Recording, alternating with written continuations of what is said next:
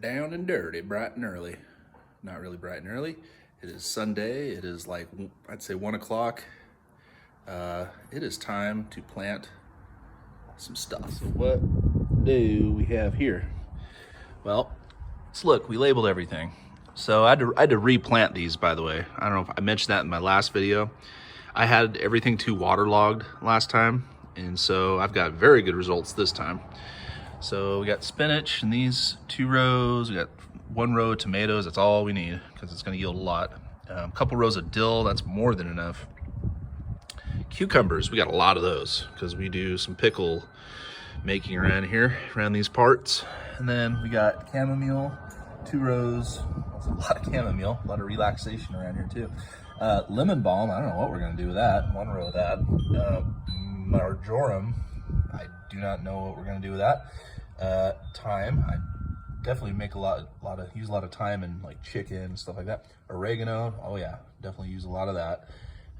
Jalapenos are like the only ones not sprouting, except I see a little sprout right there in that one. Like that guy wants to go, but it's just not. And then I got pumpkins. Woohoo! Got some pumpkins this year. So let's take a little walk here. So here's my backyard, just give you guys a layout. This is the pickle bed, and I'm gonna have cucumbers and dill. So that's the pickle pen. And anyway, and then see, we bought this metal horse trough thing. Filled it full of really good soil yesterday. Bought it at Home Depot. It's like this, I forget what you call it. It's like it's a medium that has a lot of perlite and peat moss, and we filled it to the top. I drilled some holes in the bottom. You can't see that. I probably should have showed you that, but trust me, there's holes at the bottom for drainage, and this is where the pumpkins are going to go. Beautiful roses. Then here, you guys all remember this bed right here. I need to do some weed clearing. You can see these weeds right here, but that's easy. And I'm going to plant the rest of the stuff in this bed, and we're going to get to it.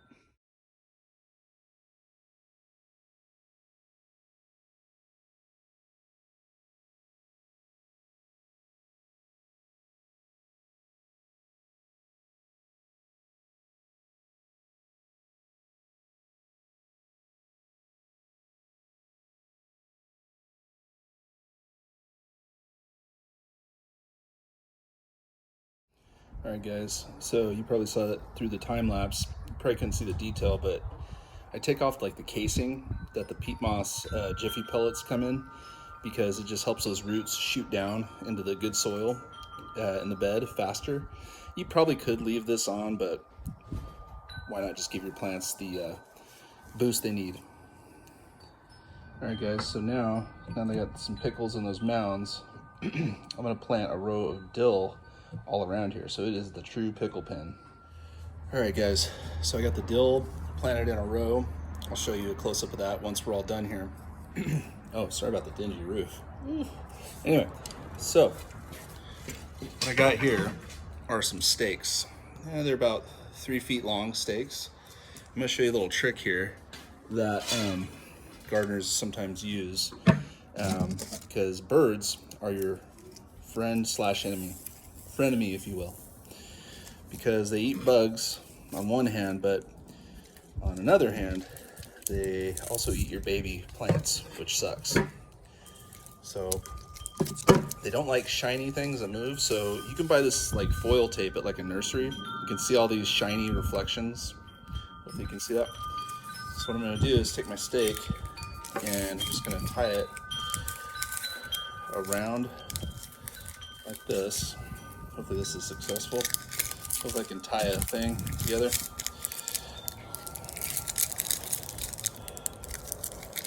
And, oh, it broke. Whatever.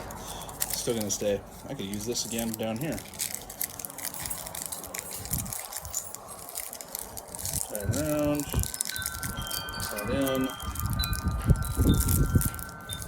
Bada boom. See what we do with this next. Okay, so everyone, you see this garlic sprouted in our cabinet? Yeah, I see that. And in the true essence of the pickle pen, the true spirit, we're we're gonna plant the garlic in the pickle pen because garlic also goes into the pickles. So let's go ahead and plant this.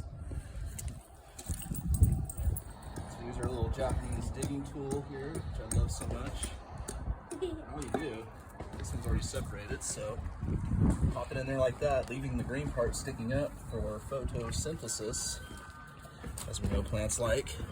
It's good to bust up these clods too. These clods are just a bunch of minerals basically all stuck together. So there we go. Now let's break this apart. It's messy here. It smells like garlic, but I think garlic's good. See? So each clove of garlic is going to yield pretty much, it might yield actually 3 heads. So it's a pretty good bargain. You know, 1 clove equals 3 heads of garlic. Or it might be 1 head. I remember it might be in the past I got 3. Okay. So here we're finally in this, we're planting this garden bed. So we have this, our Roma tomatoes. This whole row down here is chamomile. We're gonna relax a lot. And then this is all spinach right here. Popeye. And then what is this right here, Nicole? Was this oregano? That was oregano. Oregano, okay. And then this is thyme. And then this back here is, I want to say marjoram. Yes. Marjoram. Marjoram. And then this is lemon balm. Whatever Yes. that is good for. Tea. Okay, let's start planting. So hey, watering can, because you want a gentle flow. You pour a 1-second glug of this good stuff with each, whatever, 1.5 gallons of water this holds. And pour it on all the plants, you know. And then after that, we want to get this thing as wet as a Hawaiian swamp. I mean, we want to give it the Hawaiian treatment. Just wet it all down. Why? Because you want to push down this this fish stuff. It's bioavailability, you know. You want to push it right into the soil with the water, and that'll keep this little guy nugget away. We want to do the same thing with the cucumbers over there, and that'll wrap up our day. Okay. Ooh, look at this nasty brown fish poop extravaganza.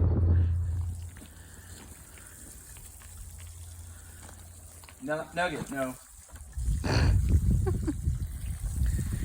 Nugget wants that 511. You're gonna get sick. Aww. No sick puppies.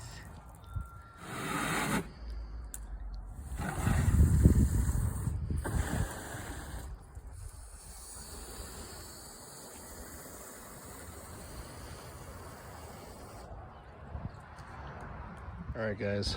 So you see, we got all these like little splatter marks on the piles. We got the splatter marks where the dill goes. That's all the fish emulsion. Now, when I say water this like, I mean a Hawaiian swamp. I mean like a Hawaiian swamp. And I'll show you what that means. So I'm gonna take a little time, guys, and tell you. So I'm watering like a Hawaiian swamp right now. But see this setting I have my faucet on? It's called fan. And you want to kind of emulate rainwater because these are like little seedlings you're trying to, you know, water here. And you know, you don't want to mess up the little seedling bed that they're in because they're fragile little babies. So you kind of want to emulate rain as much as possible. I even like to do that all throughout gardening. But anyway, it's my little technique, and I'll show you also the seedling tray in a bit here and show you how I use which setting I put that on. Little trick to gardening that I've learned. So you remember when we used all these seedlings today, except what's not quite ready are the jalapenos, but I think I saw, which one? This one. Little sprouts coming up. They're just, jalapenos take a little longer to sprout. But now which setting do we use to water the seedlings? Mist. So that's the mistake we made the first time. We oversaturated it. So go ahead and show them mist when you water those. Right here. Mist. Yeah, go ahead and water. Show them what it looks like. He looks so cool. Yeah, exactly. So water those jalapenos real good. Not too close, but up high. Yep. Give a nice little mist, and not too much. That's probably enough. Wait, all what right. about this two? No, those are garbage. So anyway, thank you, Nathan. Thank you, Sophia. Little helpers. You see the garden? So we're all done today. We got that whole thing planted. We got this whole thing planted, and it's May. What is it? May 16th or 17th, whatever. And until next time, we'll see this garden all grown in. Hopefully these bird little things keep the birds away. Oh yeah, Sophia picked out a really nice. I think it's a Gerber, red Gerber. Isn't that beautiful? Woo. Okay.